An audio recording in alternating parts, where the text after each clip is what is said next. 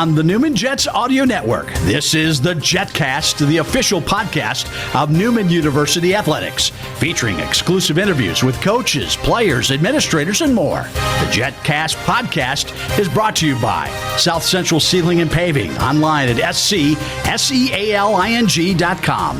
Mel Hambledon Ford, Pepsi, Allstate Insurance Agent Mike Light, Eck Agency, Donlinger Construction, Big Corner Creative, Dr. Brennan Lucas and Advanced Orthopedic Associates, Keystone Solid Surfaces, and by Overland Charters, the official transportation provider of Newman University Athletics.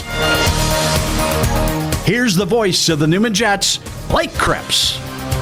Our countdown continues to basketball at Newman, still set to start November 18th in Wichita for the Jets. Though that may be changing soon, we can't wait for hoops. A decision is set to come down this week from the MIAA, so we're not going to wait. We're going to get started here with more women's basketball on the Jetcast. This is episode 19. Welcome back to the show, folks. We've got senior forward Bailey Hawkins coming all along the way, and also senior women's administrator here and compliance director at Newman, Maureen Rohleder from the athletic department. But of course, we're going to lead off here with the head coach of Newman. He's still waiting to learn when year number 9 will start here in Wichita. Decision set to be made to decide the fate of MIAA basketball this week. To help us break it down, out of Marymount College in Salina, head coach Darin Spence of the Jets. Coach, good to have you back on the show. Great to be back. Thanks, Blake. Well, obviously the decision is coming down. It's supposed to be coming on Thursday. Obviously things could change, but no nerves for an Oldham coach about that decision, right? Exactly wrong. I had a feeling. Well, right now we're just like swimming around with nowhere to go, and so just knowing something, might be better. And each time I talk to a coach around the country, especially Division II coach, you learn different things. In another region, they've all decided to move back to January. Well, now they're, the RMAC is revisiting, talking about starting in December. So that is kind of prompting the Lone Star to now all of a sudden rethink theirs, and why not start in December? To me, why does January make more sense than November? Is it all of a sudden this stuff's going to clear up? Sure. But that's just me being an older veteran coach in this. I'm allowed to ask a lot more questions that maybe a young rookie coach would be too afraid to ask. Well, and obviously, I know that from talking to you and from talking to the players, and obviously Haley last time that you guys were on, you guys all want to play. So, yeah. I mean, do you still have a feeling that is your feeling still that at some point there's going to be basketball this year? Yeah, I think so, but not knowing when it is, obviously. Yeah, I don't want the safety to get lost in all this, because we are dealing with young people. We have families and parents, trusting us with their sons and daughters to do the right things by them, and it's all just a means to a college degree that in some way can open up doors for them to their future. And so that's kind of the big picture of it as it fits the mission of our university and others around the country. But yeah, we want to play. Yeah, we want to play. It's already different being cut from the 28 games to the 22 games. Scrimmages, exhibitions are up in the air now with the Division I schedule, and so limiting what we had scheduled for exhibition games. Right, and I was going to actually ask you about that, but since you brought it up, obviously those are big for your program in terms of dollars, experience. You like to get the players out. Right. They can give you a nice test early in the season. Probably going to be the two best teams you play all year. Sure. And you had two of them lined up this year, Kansas State and Tulsa. And obviously those have been taken off of your schedule. Of course, Kansas State and Tulsa women's basketball, they haven't even posted a schedule yet for 2020. The NCAA Division I Council coming back and saying, I think November 25th was when they were allowed to start playing. Yes. So what do you know about the exhibitions you had scheduled? Can they be rescheduled? Is it for another year? Where is that process right now? Well, they can't play exhibitions before November 25th. Okay. they could play them within their schedule if they could fit them in. So the Kansas State game would have been October 30th. That's scratch. We're going to move that back to the following year. Okay. And Tulsa's talking about trying to move it to December. And I told them if it fits within our MIAA games, then yeah, let's go for it. And you evaluate your team. Do you have an experienced, old enough team to go play a Big 12 school? We've been to K-State twice and just got hammered. Right. But this year's with 6 seniors, to me, it's about rewarding. We have the good Kansas kids here in our program. Oh, yeah. Haley's been here in her 4th year, Braxton in her 4th year, and then our Kansas freshmen that we have. Everybody dreams about, playing at one of those bigger schools in Kansas. So that's kind of a reward for them. And, it gives us a better idea. The Tulsa game, we have 2 on our roster, Madison and Ashanti from Oklahoma. So the same thing for those kids, and it just would be a good way to test our team early. Well, it's obviously well within your footprint. I know the last time you said that you scheduled 2 exhibitions in the same season, I believe was 2013, 2014, and you kind of criticized yourself rather harshly after those. I believe that was at Kansas State and at Wichita State, saying that maybe you bit off a little bit more for your team than they could chew at that time. What makes it different for this group? Is it just the experience of having so many players back? Yeah, well, the last time we played exhibition at Wichita State, we should have won that game. That was an ugly game. Yeah, Hannah Alexander went off on them, and had that one Division I official not got involved down the stretch, we would have beat them that night. And that was actually the game that was the one year I missed. I saw part of that game, but yeah, you guys really played tremendously well. The last time was in the Jody Adams era against Alex Harden, WNBA player, obviously. We're not on the Shocker show. No, that's true. And then K-State, that's a Big 12 team. The funny thing about that is we can go play, and I'm going to take a shot at some fans. You can go play those games, right? Right. And then the next day, people that probably never seen you play will say, well, what happened? Well, what do you mean, what happened? They're a Big 12 team, and they're pretty darn good, and they're 6-6. That K-State game, they went to a 2-3 zone, and we were sitting on the bench, and we just started laughing because they were 6-6, 6-4, 6-3 across the bottom, and they went from sideline to sideline, and I told our kids, just shoot it from half court. It's about the best shot we're going to get that night. But Jeff Mitty, I've known him forever, does a really good job, at K-State. But, it's something that you want to go do and you want to go play. And once upon a time in my 8 years as a Division I head coach, those were the norms for us. Right. And so I just like to give our players a chance. Now, there are those years where I don't want to do that. Sure. Because we are too young, which, the next year would be one of those years. Although moving K-State back a year, we're going to throw a bunch of freshmen into the fire up there too. But, if you're afraid to go compete, don't get in the business. Yeah, well, and obviously it's like as you said, such a thrill for all these players to go get to play at these places. When you look at what's going to happen in terms of the schedule, it seems like that Tulsa game could fit in. You play the MIAA games on Tuesday and Saturday, or beg your pardon, Thursday and Saturday, sometimes Wednesday. Right. Seems like a Monday or Tuesday could work. What do you think will be the more challenging scenario for this team and for you as a coach? Starting in November as planned right now, or starting back in January if the season does get delayed?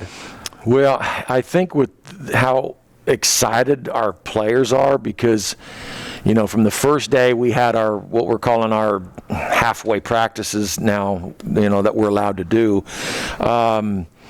They were really excited. You could tell they missed it, because they didn't get a spring or this, summer, and they couldn't get together, and they need this. Sports, athletics is such a big way of life. It's how we, regardless of the level that you're at, whether you're a coach or a player or a fan, you play a big role in the development of young people to be productive members of society. And so right now, I would rather just go ahead and start playing in November. Sure. I just think moving everything back puts too much stress on. If you've got all the sports going January, February, March, April, May. It puts too much of a stress on your administrative staff, your athletic trainers, your facilities. It spreads fans too thin. Sure. So if we're able to play in November and get it started and then play, that would be, I think we'd have 2 games and then play our, I think, 5 in December. I think that'd be a good way to go. We're talking with Darin Spence, head women's basketball coach, and you mentioned this time of getting freshmen and new players really excited in your program.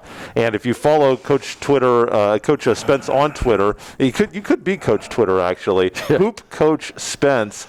Are you surprised? I do have to ask you this. This isn't on my script, but I don't have to keep this. Ad lib. Are you surprised by how much you interact on social media? You're supposed to be the olden coach who's doing everything the old way and setting your ways, and you do stuff on Facebook. You were coaching the nuns back there. Yeah. You are active on Twitter. Are you surprised by how much you do use the phone and the Twitter to do all this stuff? No, because I have a mind that never turns off. I have it's scary to admit, I do have an artsy side to me. I have a music background.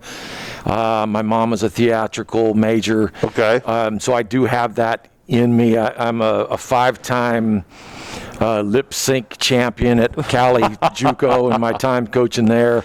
So I do have that side to me. But this is what I know. And this is a challenge for everybody. And I've found out that, and with many friends and family members, when you turn 50, which I'm well past 50 now, people get just really cynical. Or they just get goofy. And so obviously I'm gone the goofy way. And I have good people around me, Clarissa Crum, Cameron Cates, that are technologically advanced. My son Drake is a computer dude, and so I've been taught how to use that, even though I play dumb a lot of times. But the other side of it is, if I'm not promoting our program and what we do, who's going to do it? Sure. So we challenge our players. I think young players need to be good on social media and learn how to use it correctly, because at some point in time in their life, their employers are going to look at it and say, are you smart with it, dumb with it? So I'm on there a lot. I don't hide that fact. Nope. I put very little about my own personal life, unless it's a self-deprecating, my olding ball coach view. You can find plenty of golf posts when he's out playing golf. He does do that. I do that. That's my one vice, I guess. Well, it's Hoop Coach Spence, but I did want to ask you about some fundraising efforts that you've been going through on social media, and you've actually retweeted a couple. But going back to the freshmen and the new players getting involved, there's a fundraising page to raise money for women's basketball. That'll be used for a variety of things. But, there are a couple of freshmen that have already hit their goals. Sydney Nillis has already hit their goal. Also, strong early showings from Gabrielle Posh and Elise Kaiser, Madison Birnbaum, and Haley Albers. I think Riley Malloy is the leader in the clubhouse at the moment on fundraising. But talk about that and about how impressed you are with the young people who have come in to your program in their first year and have really started to take ownership from day one. Well, I may tell the funny, jokey side to that. It's all about recruiting, okay? We're just going to go recruit people that can help us fundraise. We don't care about wins, so to speak. So we're just going to go that way. We need to pay the light bill. That's right. And Daddy needs a new pair of shoes, that kind of stuff. Those look very nice, by the way. But this is my 36th year at college, so I've done a lot of different types of fundraising, and Mr. Suit, Zane Ealing, had this computer, online fundraising platform. That's first time that we've really jumped into it and used it. Sure. And another side of my, evolving into the modern century, but. It's been good. It's challenging. It's all just based on each player's circle. So you're not taxing the same people here in this specific community. We're hitting their people, family, friends, that kind of thing. And so it's a little bit of a challenge within the group. But, on a team, you have a different, people from different walks of life. Some are more well off than others. So it's not kind of a thing that's really shared with each other, because one kid may not do as well in that arena as far as fundraising, but then they may go out when we get our T-shirt sales, and they may sell 50 shirts. Oh, for sure. And so that's been the case here over the last so many years, and it's all a way for our people to give back to our program, obviously to our athletic department, and it's much needed in this day and time where the dollar is running short. Well, I know that one other thing, when you guys make the Heartland Conference tournament for so many years, I think 6 out of 7, 7 out of 8, to end your tenure in the Heartland Conference, another one thing that you guys always had to do was go and you visited some school kids in Tulsa, which was another way, that there would be some players that are better at that than others, and I know that there were some that really enjoyed getting to meet those kids and hang out with them during recess for a couple hours. Yeah, no question. And, when you do those little events, you can see different personalities in players, that ones that you think have been really subdued and laid back all of a sudden come to life. It brings out the kid in them. We all remember Erica Ulrich, teaching here in the Wichita School District, and she would just have a lot of fun with kids. You just see the teacher come out in her almost. Yes. Going back to basketball here for a couple of questions, I feel like this is going to be your most challenging roster to coach, not because the players have a bad attitude or don't play hard, but it feels like more than any other team you've had here at Newman, you have more players who really believe that they can play and want to play and probably can play and help you, but as far as I know, you can still only play 5 players at a time. Yeah. How are you going to balance that in terms of, because obviously you don't come to Newman to sit on the bench. Nobody does. Everybody wants to play and contribute to their team and feel like they're making a difference. How do you kind of massage the egos and obviously still put the best team on the floor to give yourself the best chance to win? Yeah, that's the biggest part of coaching. And I've often said the most important part of the coach's job is to figure out who not to play, not so much who to play. And usually that unfolds, the players tell that story. The players have more say in who plays than what they believe. Oh, the coach doesn't like me. That's not true. I've never met a coach who wants to lose. I've never met a coach who really wants to do bad by a kid. Who plays best with who, there's rotations, combinations, who can play best, what the opponent dictates, is it a big team, a small team? And so what we try to do in our recruiting is, get differences in each spot. Can we play this group together, that group together? But we do have, that dilemma where you can only play 5 and there's only one ball. So we've done a lot of work with this team, started through last spring, through the summer, with all our meetings, on Zoom, and what we've shared is getting them to understand that it's important what you do with the 95% of the game you don't have the ball. And when you break it down into details that way, player, you may have the ball 5% of the game, that you're on the court. And so what do you do the rest of the 95%? Do you screen better? Do you defend better? And, we want to be the best defensive team around, which we usually are pretty good. Maybe your role changes. This might be your role now. It was different in high school. Doesn't mean that's all you're ever going to do here. You can grow within that role. If you're invested and put more time in, on the floor and you develop better, maybe your shooting gets better, maybe your passing.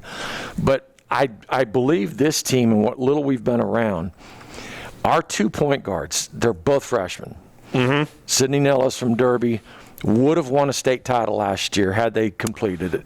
Ashanti Day from Moore, Oklahoma, would have won the Oklahoma State title had they finished Moore theirs. High School, if I'm not mistaken. Yeah, those two are big-time players, and they would have helped us win more games last year. There's no question. And I'm not trying to say that to put more pressure on them, but what we've done in recruiting those two, we changed some things offensively to what we're going to do. So the ball's going to be in their hands a lot.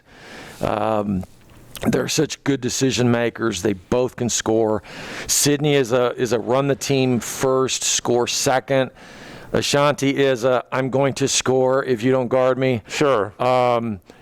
And then I'll get the team going, which is great to have the differences in those two. But I'm putting a lot on those two freshman point guards from day one. Well, it's going to be exciting to see. I know that you're still expecting a lot of your senior class, and forward Bailey Hawkins will be joining us here in a few minutes.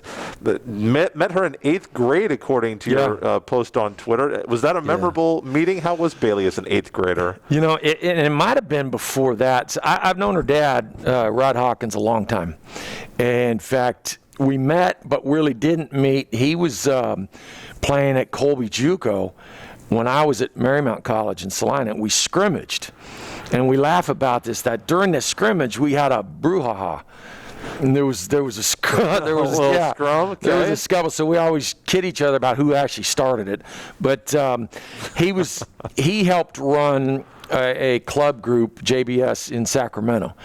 And I had a handful of kids out of that club, that played for me, New Mexico State, and I met him, and he has 2 other daughters that were really special people who also played college basketball. And Bailey, 8th grader, running around the gym, and I met her younger brother, Coleman, who's a freshman playing at University of Illinois for Brad Underwood right now. Wow. They're originally from Chicago. Dad is from there. He played Colby, and then I believe at San Diego State. But we go way back when, and the most important thing in this business to me is the relationships along the way. And it's funny that Rod sent me a video of Bailey playing at College of Southern Idaho her sophomore year, and said, "Hey, can you help me find her a place?" And so I'm watching the video, and I had totally forgot about young Bailey. Yeah. And I called him back. I said, "I'll take her." And he said, "Well, I thought you were done with your class." And I said, "No, I just tweeted that out so people would stop sending me kids that can't play at this level." Sure. And so in recruiting her, all of a sudden, her College of Southern Idaho teammate, Brooke, and I think best friend as well. Yeah, is on. So we're seeing her, and she's a strong physical guard. So we ended up with both of them. And that's kind of a unique thing where we have 6 seniors, and Bailey and Brooke are in that senior class, and they've been around each other for 4 years now. So that kind of adds to your maturity in the senior class as well. Well, Bailey scored 30 points in that Northeast Oklahoma swing against Northeastern State and Rogers State, so certainly showed what she can do, can be a difference maker on the defensive end with her length. In your mind, what does she need to do to have a successful season and kind of break through that barrier into the second semester? Well, she's an energy type player. She's got to be the junkyard dog that rebounds, defends, runs. She can make shots when she just faces up. And she's quick with, 1-2 dribble and get to the basket. But to understand she's not going to need to be our top scorer. She needs to be one of our top rebounders, one of our top defenders, and her length and activity level, she is that. She had a really good first semester, and then I think just kind of hit a wall last year, because whether you're coming from high school or JUCO, when you get to here, every practice matters. Every possession matters, especially with me. It's just magnified. Every missed layup matters. And, sure. And we want to hold everybody accountable to that. And so it kind of caught up to her. But now she's gone. I don't know if she probably didn't tell you, but, she is a good, now I'm going to say a good 16 pounds heavier this year than last year. And so that was, I think her dad had a lot to do with that when she got back home. just after watching all her games, as you get knocked around, because we get an MIAA where the strength issue is there's some big bodies out there. Big time. And so now she's bigger, she's faster, she's stronger in a good way, and her experience from a year ago, I think, is going to pay off. It's going to allow her to have a good year for us. Darin Spence, head women's basketball coach, Newman University, as of right now, set to open up against Pittsburgh State, I believe, here in Wichita on November 18th. We may know more before you see this video. We'll have to see. Coach, thanks so much. Appreciate it. Go Jets. We will meet the aforementioned Bailey Hawkins from California when we come back to episode 19 on the Jetcast. Where can you land the best Jet swag? The official online store of Newman University Athletics, NUJetsgear.com. The store features the greatest variety of Jets logo gear anywhere, from latest clothing styles and hats to Newman branded lawn chairs and office supplies and more. NUJetsgear.com is your place to purchase sports specific, alumni, parents, and hard to find Newman merchandise. Shop right now on your computer or phone, NUJetsgear.com, or click the Shop Now button at NewmanJets.com.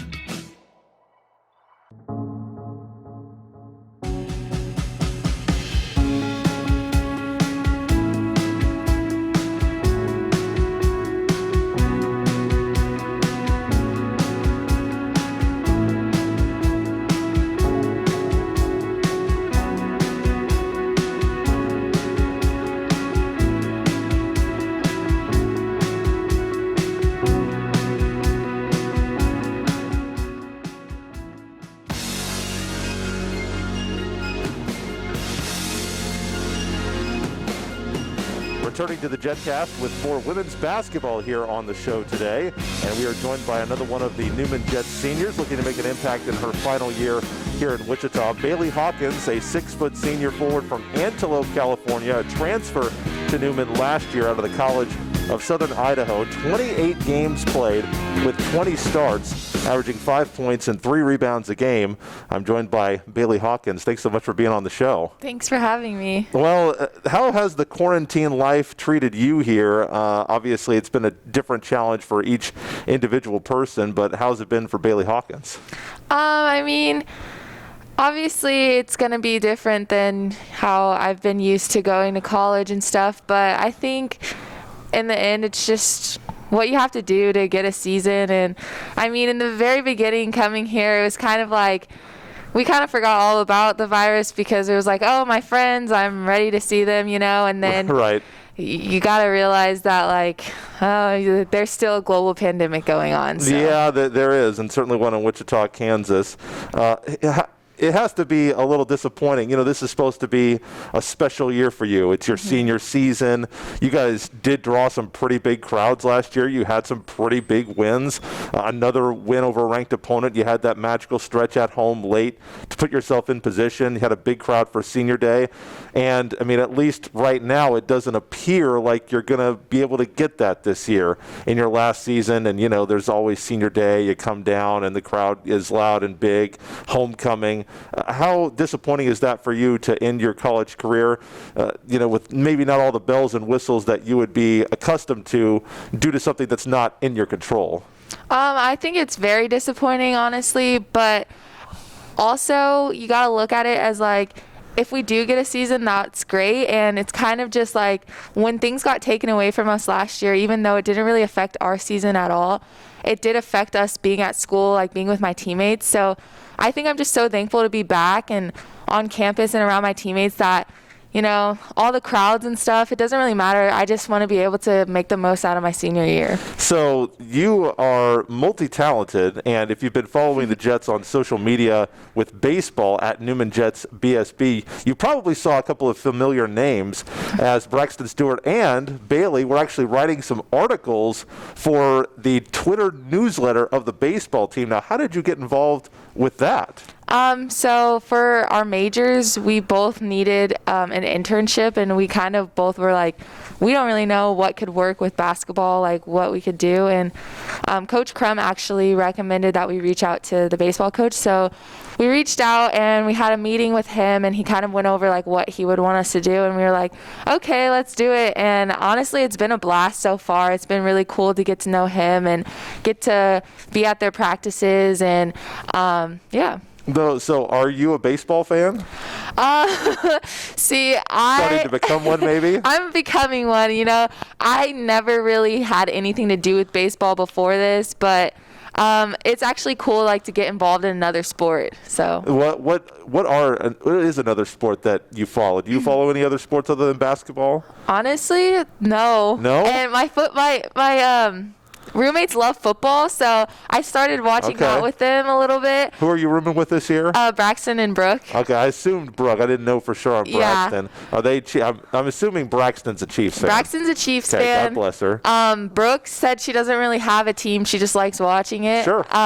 So, yeah, I definitely have been watching football more than I usually would. Well, there's nothing wrong with that. So you mentioned that you needed that internship for your degree. What are you studying? Communications. Okay, so that certainly makes sense.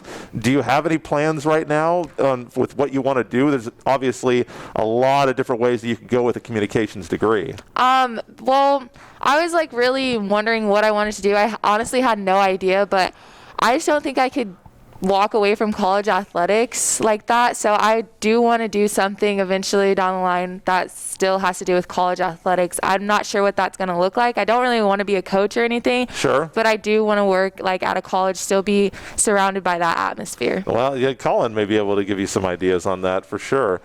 You had a great start personally to last season. You kind of tapered off a little bit in terms of your production in February. Mm-hmm. What did you feel was the difference between the beginning of the year and the second half of the year for you? I think the beginning of the year I was kind of just running off that adrenaline, like new school, new team. And then around December, this always happens to me. I kind of just get hit with like everything starts piling on, and then I get really worn out. I feel like I was definitely very worn out, like physically, emotionally, just dealing with things off the court too. Sure. So yeah. So that's obviously something to work on. What have you been working on the most in terms of your personal game during this offseason to get yourself better? I've definitely been working on shooting the ball more. I definitely, towards the end, didn't shoot as much as I could have, and that I know that I can. And so this summer I just really worked on shooting with somebody in front of me, and honestly, I think that I've really improved on that. So I asked, and we're talking with Bailey Hawkins, senior forward on this Newman Jets team, for those of you listening on the podcast.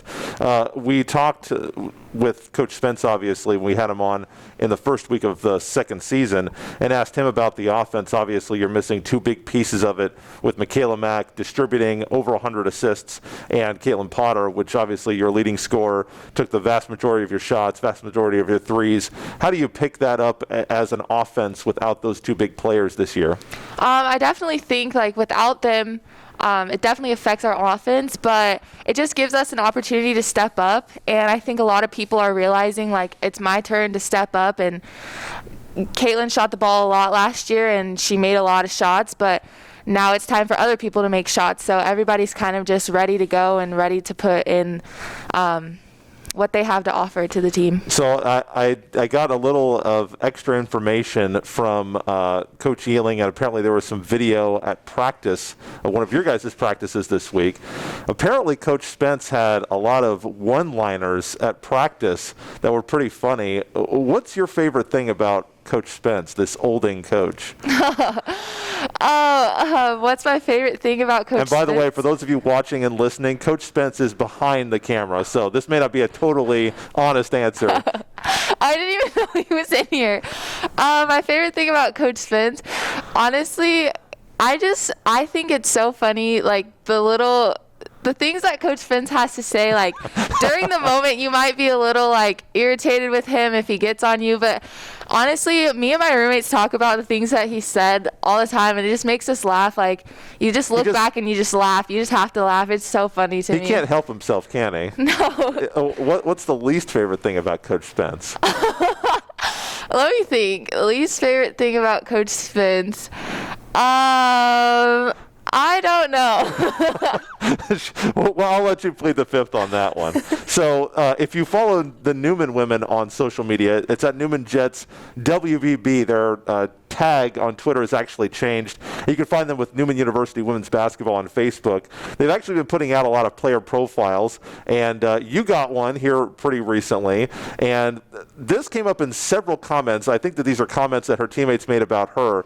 And the two words that came up, actually three, but two of them were super goofy. What makes you super goofy? I mean, I feel like you can be serious when you want to be.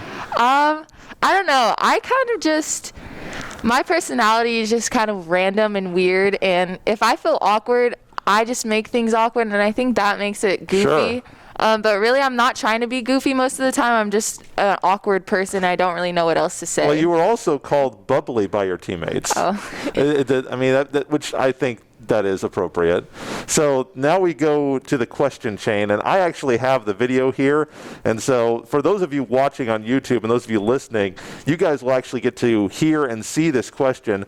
So while you guys do that, I'm going to play the question for Bailey, and then you're going to answer Haley's question for you. Oh, okay. Okay, Bailey, where did you learn how to make all of your animal noises, and which one is your favorite? Oh, gosh. That is a great question. Okay, so animal noises. What's the deal on that? I don't really know where I learned to make animal noises, but when I was a little kid, I just would make weird noises and be really weird. But I'd have to say the ape noises are my favorite to make. I mean, would you like to give a demonstration? Oh, no. Okay, I guess. This is going to be really embarrassing, but whatever. Okay. Hey, that's fine. It's all part of the fun. Okay, here we go. I have to, like, prepare myself. Sure. Okay. Take all the time you need. That's really good. I can't do anymore. That's really good, actually. Wow. Okay, so we'll continue. Next player, you'll get to ask them a question, and obviously, I mean, they're out for blood, so don't hold back. The final question for you, I'll let you get out of here after that. In your mind, what's going to be a successful season? How are you going to define a successful season for you personally, and what's going to be a successful season for the team this year? Personally, for me, success would be just to make an impact on this team. Coach Spence always talks about leaving the program better than when you came, and that's what I want to do, and just learn from the mistakes I made last year. And for a team, I'd say just, learn from what we went through last year and work hard and get wins and make it as far as we can. So, yeah. Bailey Hawkins, multi-talented in several different ways. Bailey, great job. Thanks so much. Thank you. We will wrap up the Jetcast with Mo Rohleder, the compliance director here at Newman and senior women administrator, when we come back. Fact is, every insurance company hopes you drive safely. But Allstate actually helps you drive safely with DriveWise. It lets you know when you go too fast and brake too hard. With feedback to help you drive safer, giving you the power to actually lower your cost. Unfortunately, you can't do anything about that. Now that you know the truth, are you in good hands? Check out your Allstate agent here in Wichita, Mike Light, at 316-684-0121. The Jetcast is sponsored by Dr. Brendan Lucas with Advanced Orthopedics, the official orthopedic surgeon of Newman Athletics.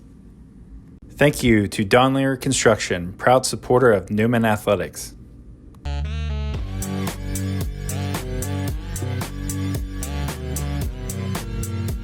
Wrapping up episode 19 of the Jetcast as we go back to the athletic department. Joining us, she's been here for, well, I don't want to say forever, but you've been here for a while. Mo Rohleder, compliance director here at Newman. Been a long time. She was the receptionist, the smiling face at the front door of the athletic office. She's now been moved back behind into her own office. She's still the senior women administrator here, but now working in the compliance department. Maureen, but we call her Mo Rohleder. It's so great to have you back on the show. Thanks so much. Thanks, Blake. Well, obviously, coronavirus has been a challenge for everybody. What's been the biggest challenge for you in your position here? Now, I don't want to say it's a new position because you've had this for a little while now, but still getting used to being in compliance now. What's been the biggest challenge of coronavirus for compliance in this new era we're in? Probably the daily rule changes. Athletes don't have to go by the same rules when they're coming in, and keeping track of who gets an extra year and who doesn't, it's a little bit of a nightmare. Yeah, the extra eligibility, it seems like that happens a lot right now, and appropriately so. And obviously the other thing too is it seems a little bit different based on the season and the sport that's affected. How much of a challenge has that been, trying to keep track of what time of year, what sports get what eligibility? Because I know last year there's a lot of spring sports that had that option for baseball, softball, and now these fall sports are also being affected here for the 2020-2021 season.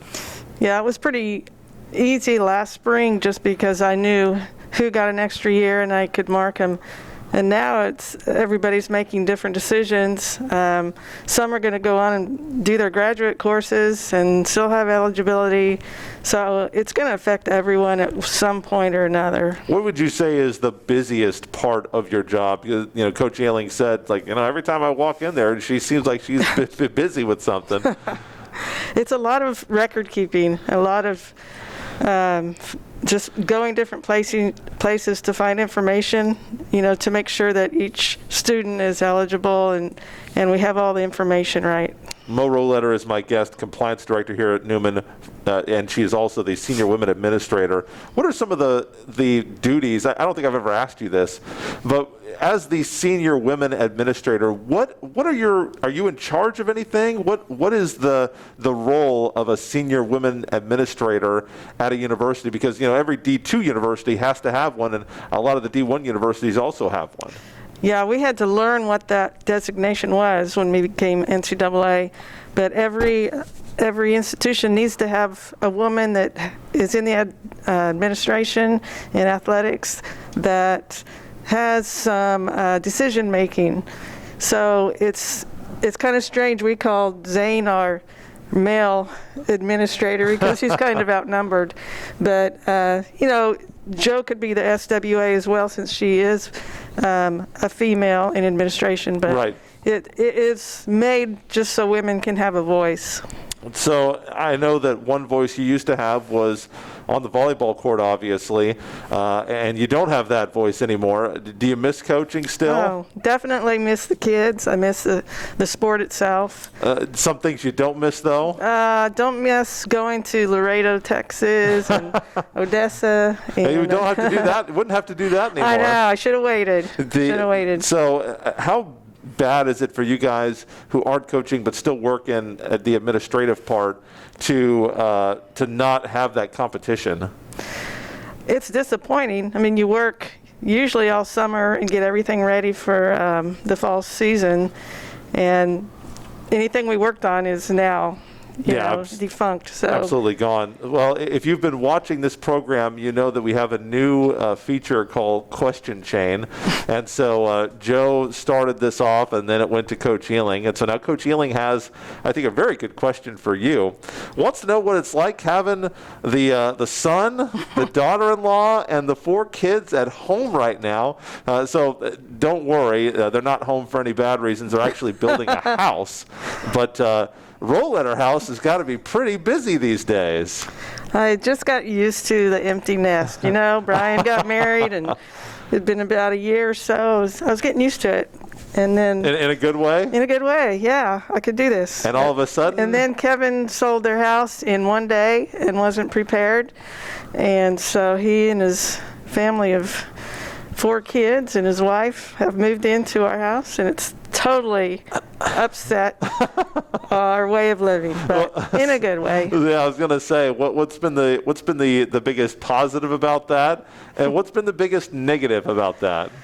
I can tell you the negative right away. It's the noise level. Yeah, a little 'Cause louder. there's a 3-year-old that likes to scream. Sure. And then just the clutter, I guess. Things not where I'm used to them being. I'm not being able to find anything. Right. But also there's all those moments where you read to your grandkids and you share in their day, and you don't usually get to have that when you're apart. That is very true. So obviously, best of luck to them in getting their new house, and best of luck to you getting your peace and quiet back. Any future complications going back here to Newman University and administratively dealing with this coronavirus? Any future complications that you see here moving through the rest of this athletic season based on coronavirus? And obviously, I know that might be a hard question to answer because it might depend on whether or not any games do get played this year. We're really counting on the presidents of the MIAA to come together and let the rest of the winter sports begin on time. That's what we've been pushing for, so that we can have some normalcy. Do you guys feel like that Newman is ready to move forward with winter sports? I do think so. I think we've taken the precautions and we've kept our cases low. There was a document released here recently from the MIAA in terms of what each institution would need to do in order to be ready. Not really, kind of a nebulous document. They didn't actually release the document to the public, so I haven't read it, but just guidelines of what they think fans should expect, how many fans are in the building. So maybe we'll learn about that document. Obviously, that decision is set to be made this week, maybe just before this interview airs, maybe after, maybe next week. October 1st was the date that they gave initially. How much nervous energy is there in the office as you kind of wait for these presidents to make up their mind? There's a lot of nervous energy, just not sure what's going to happen, wanting things to get back to normal. And, the testing procedures, everything changes daily, and we just want to tell the kids that they can play. Yeah, and I would like to tell their stories of the games that they play. Hopefully we'll be back to normal sooner rather than later. Maureen Rohleder, Senior Women Administrator in Compliance here at Newman University. Thank you so much. Great to see you again. Yeah. Glad you're well, and good luck with the... who has to cook dinner at your house now? Actually, my daughter-in-law is an excellent cook. Okay. So we take turns. Okay, yeah. So at least there's that. Well, good luck with that at home, and thanks so much for being on the show. Thank you, Mike. That is all for this week. Next week, we're actually going to a sport which may have an opportunity to get going. It's bowling. We'll be joined by a Jet Hall of Famer, Billy Murphy, next week talking Newman Jets bowling on the Jetcast. And so we'll see you then. So until then, Blake Cripps saying, go Jets.